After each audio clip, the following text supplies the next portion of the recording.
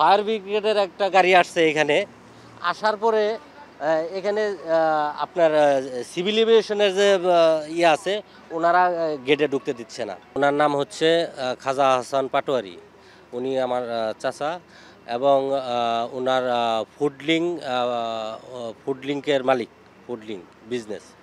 তো এখন উনি গত 1 বছর আগে উনি রেগুলার বিজনেস করতো। হঠাৎ করে এই যে আপনার যে আন্দোলনের আগে ডলার সংকট থাকলো, তারপরে আবার 24-এ আন্দোলন শুরু হলো, তখন থেকে আপনার ইম্পোর্ট করতে পারতেছে না উনি। তো এখন অনেক এর মধ্যে আমরা 1.5 বছর যে গ্যাপ গেল, এর মধ্যে তো স্টাফ আছে, তারপরে অফিস খরচ আছে, এ হিসেবে অনেক উনি দেনার মধ্যে পড়ে গেছে। তো সেক্ষেত্রে এখন বর্তমানে উনি অনেক ধার দেনা করে একটা নতুন মানে শিপমেন্ট নামাইছে আজকে। এটা আজকে আপনার যে 12:30টায় আর কি ফ্লাইটটা নামছে। এর মধ্যে এটা তো হলো ফ্রুটস আইটেম ছিল। এটা আমি এবং আমাদের যে বিমানের লোকজন যারা ছিল ওদের সাহায্যে পণ্যগুলো কোল্ড রুমে রাখছি।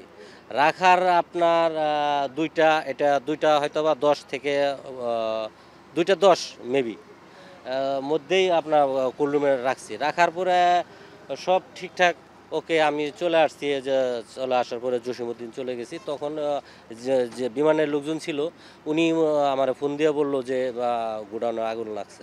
তা আমি দৌড় দিয়ে আসলাম। আসার পরে দেখলাম এখানে মানে ওই পাশে প্রথম আগুন লাগছে। আমি আসার পরে দেখি ওই পাশে ওই যে কুরিয়ার ইউনিটে যে ওইখানে আগুন লাগছে। ফায়ার ব্রিগেডের একটা গাড়ি আসছে এখানে, আসার পরে এখানে আপনার সিভিল এভিয়েশনের যে ইয়ে আছে, ওনারা গেটে ঢুকতে দিচ্ছে না, যে ওনাদের নাকি অনুমোদন লাগবে, পারমিশন লাগবে। যার কারণে ফায়ার সার্ভিসের লোকজন এখানে বসা ছিল, ওনারা কোনো কার্যক্রম করতে পারে নাই। এরপরে আস্তে আস্তে আগুন এদিক থেকে সূত্রপাত শুরু হয়েছে। তো আমরা ভাবলাম যে হয়তোবা ওই ওই কোনায় আগুন লাগছে, মাঝখানে 2 নম্বর গেট, এখানে কিন্তু মাঝখানে একটা গ্যাপ আছে। তো গ্যাপ থাকার পরে হয়তোবা এখানে এদিকে আগুন লাগবে না, আর ফায়ার সার্ভিসের লোকজন আসছে, হয়তোবা এটা কমপ্লিট করতে পারবো। কিন্তু দেখা গেল যে না, ফায়ার সার্ভিসের কোনো লোকজন কাজ করতে পারে নাই। এখানে আপনার যে সিভিল এভিয়েশনের লোক ওনাদের ঢুকতে দেয় নাই, কাস্টমের কমিশনারের পারমিশন লাগবে। এইগুলা করতে করতে, ফর্মালিটিস করতে করতেই এদিক দিয়ে আমাদের সব মানে চোখের সামনে আমাদের সব পুড়ে গেল। এখন মনে করেন যে উনি ইম্পোর্টার উনি আসছে, আমি ওনার ফোনে জানাইছি, ওনার দেশের বাড়ি হচ্ছে চাঁদপুর, ওখান থেকে উনি সরাসরি এখানে আসছে। তো আসার পরে উনি এখন কি করবে দিশাহারা হয়ে গেছে। এখন উনি বাড়িতেও যাচ্ছে না। এখন রাত বাজে প্রায় 1টা, এখন পর্যন্ত উনি এখনো স্ট্যান্ডিং দাঁড়ায় আছে। উনার আত্মবিশ্বাস, উনি একজন ভালো মানুষ, ওনার মতো ফ্রেশ লুক আমার জানা মতে দ্বিতীয় ব্যক্তি আমি খুঁজে পাইনি। তো ওনার মতো লোক, ওনার কনফিডেন্স আছে যে আমি জীবনে কোনো দিন কাউকে কোনো দিন ক্ষতি করিনি। তা আমার পণ্যটা আমার নিশ্চিত আল্লাহ হয়তো হেফাজত করছে, এটা দেখার জন্যই এখন পর্যন্ত উনি বসে আছে। ওই যে ওনার ছেলে আসছে এখানে দেখার জন্য যে আমরা তো কোনো দিন কাউকে কোনো ক্ষতি করিনি, আমরা ব্যবসা করে খাই, এখন পণ্যটা ঠিক আছে কিনা এটা দেখার জন্য এত রাত পর্যন্ত এখনো বসে আছে। উনার তো মানে এই শিপমেন্টটা তো অনেক গুরুত্বপূর্ণ ছিল। হ্যাঁ, এটা মানে 1-1.5 বছর পরে প্রথমে একটা শিপমেন্ট, মানে এটা আমার মানে গুরুত্বপূর্ণ না। আমার আজকে সকাল থেকে আমার কাছে মনে হচ্ছে আজকে ঈদের দিন, এরকম আমার অনুভূতি মনে হয়েছে।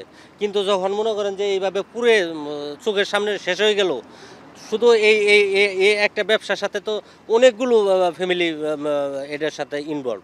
আপনার ফ্রেড ফরওয়ার্ডার আছে, এয়ারলাইন্স আছে, তারপরে C&F এজেন্ট আছে, তারপরে আপনার যারা মার্কেটিং করে মার্কেটিংয়ের লোকজন আছে। একটা ব্যবসার সাথে কমপক্ষে 10 থেকে 15টা ফ্যামিলি আর কি ইয়ে আছে, ইনভলভ আছে এই ব্যবসার সাথে।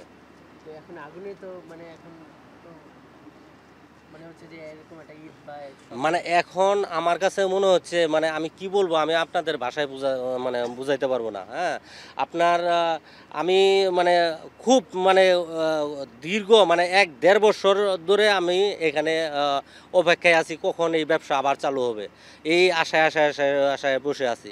এখন আমার মানে মানে আমার না শুধু, আমার মতো আরও 2-4 জন যে ওনার আন্ডারে যে কাজ করি, এরাও মনে করেন যে একই আশায় আছে যে উনি ভালো মানুষ, ব্যবসা বাণিজ্য করলে আমরা সচ্ছলভাবে চলতে পারবো। কিন্তু এখন আমাদের মনে হয় এই ঢাকা থেকে আমাদের আবার ওই যে গ্রামের হয়তো বা কোনো কিছু করে খাওয়া লাগতে পারে।